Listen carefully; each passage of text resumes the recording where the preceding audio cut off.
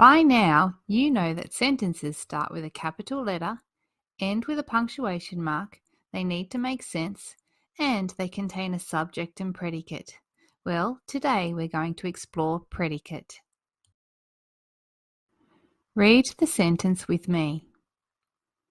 Jack fell at the well.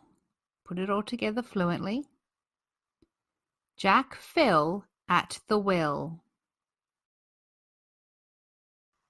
Let's check that our sentence starts with a capital letter. If we have a look at the beginning, we can see that the first letter is a capital letter. So we can tick this off. Now let's check that our sentence ends with a punctuation mark. If we look at the end of the sentence, we can see a full stop. So yes, it does end with a punctuation mark. We can check that one off too.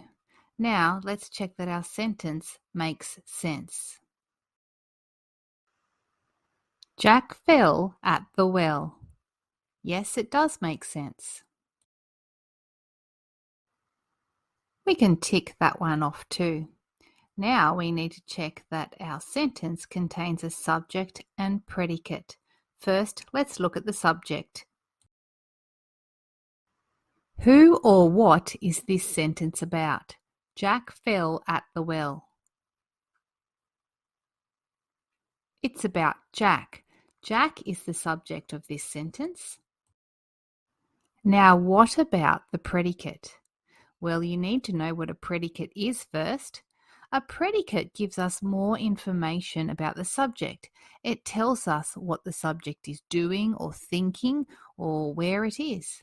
So, let's have a look at our sentence and see if we can work out what Jack is doing. In this sentence, Jack fell at the well. What did Jack do? He fell. That is the beginning of our predicate because it tells us what he did, but it also includes at the well because it tells us where he fell. So Jack is the subject and fell at the well is the predicate. So we can tick off that our sentence contains a subject and predicate. Because our sentence began with a capital letter, ended with punctuation mark, made sense, and contained a subject and predicate, we know that it is a correct sentence. Down the bottom, it says, "The frog hops." That's our example, so you can remember all the parts of a sentence. Let's check another sentence. The web sticks to me. The web sticks to me. The first thing for us to check is that the sentence has a capital letter.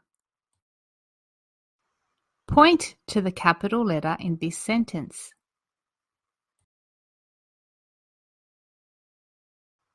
It had a capital T, so we can tick it off. Now we need to check that the sentence ended with a punctuation mark. Point to the punctuation mark at the end of the sentence. Our sentence had a full stop, so we can tick that one off too. Now we need to check our sentence makes sense. Read the sentence out loud on your own to check if it makes sense.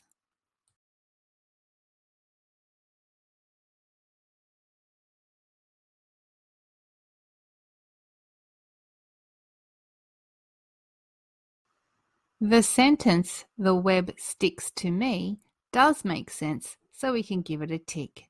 Now to check for the subject and the predicate. We'll begin with the subject. Who or what is this sentence about? The web sticks to me. It's about a web. Now that we know the subject is the web, it can help us work out what the predicate is. What is the web doing? It sticks to me. Sticks to me is the predicate. Sticks is telling us what the web is doing. Because this sentence contained a subject and predicate, we can tick it off. And now we can see that this is a correct sentence because it has all four parts of a sentence. Read this sentence on your own.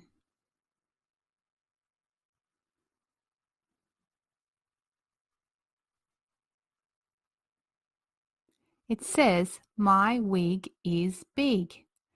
Has this sentence got a capital letter at the beginning? Yes, it does. Does it have a punctuation mark at the end? Yes, it has a full stop. Now read the sentence again and check that it makes sense. It does make sense. Now we're going to look for the subject and predicate. So in the sentence, my wig is big, who or what is the sentence about? It's about my wig. That's the subject. Now, the predicate will tell us more about the subject, my wig. Can you work out what part of the sentence is the predicate? My wig is big. The predicate is big. So the subject is my wig and the predicate is big. All four parts of the sentence are here, so it is correct. Read this sentence on your own.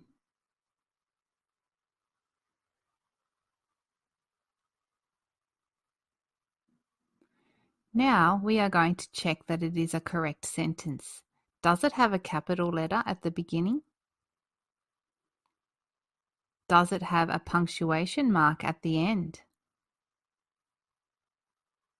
Read it again to see if it makes sense.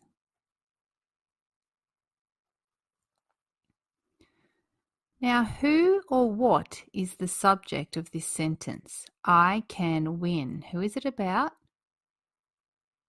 I or me, that's right. And what is it telling us about the person? What can they do? They can win. So the subject is I and the predicate is can win. This is a correct sentence. Here we have two sentences. One is correct and one is incorrect. Let's begin by reading them. The first one says, the mad rat runs. Putting it together fluently, the mad rat runs. Now let's read the second sentence. The mad rat. Put it together fluently. The mad rat. Okay, let's check them both for a capital letter. Yes, they both have a capital letter. What about a punctuation mark at the end? They both have a full stop. Well, let's see if they make sense. The first one says, the mad rat runs. Does that make sense? Yes, it does. What about the mad rat? Well, that makes sense too, so we'll have to check for a subject and predicate. The subject is who or what the sentence is about. Who or what is the first sentence about? The mad rat runs. It's about a mad rat. What about in the second sentence? The mad rat. Who or what is the sentence about? It's about a mad rat too. Must come down to the predicate. So what is the mad rat doing? In the first one, the mad rat runs. The predicate is runs. So that one has a predicate. Good. What about the bottom one? The mad rat. Does it tell us what the mad rat is doing? No, there is no predicate. So the bottom one is incorrect. It is the top sentence that is correct. Let's work out which sentence is correct. Read the first one with me. My cat skips to me. Put it together fluently. My cat skips to me. Now let's read the second sentence. My cat to me. Put it together fluently. My cat to me. All right, I want you to check for a capital letter on both sentences. Yes, there are. What about punctuation marks at the end? Yes, they both have full stops. So let's check they make sense. My cat skips to me. Does that make sense? Yes, it does. My cat to me. No, it doesn't really make sense. I'm thinking the bottom one could be wrong. Let's check for a subject and predicate. Who is the first sentence about? My cat skips to me. It's about my cat. In the bottom sentence, what is the subject? My cat to me. It's also about my cat. It's come down to the predicate again. The predicate tells us what the subject is doing. So what is the cat doing in the first sentence? My cat skips to me. She is skipping to me. That's what she's doing, skipping. What about in the second sentence? My cat to me. It doesn't tell us what the cat is doing. It doesn't have a predicate, so it is not a proper sentence. It's your turn to have a go. Read the top and the bottom sentence and then ask yourself the 4 things that need to be in a sentence. Do they contain a capital letter at the beginning? Punctuation mark at the end? Do the sentences make sense? And do they contain a subject, who or what the sentence is about, and a predicate, which tells us what the subject is doing or gives us more information? Pause the video and work it out.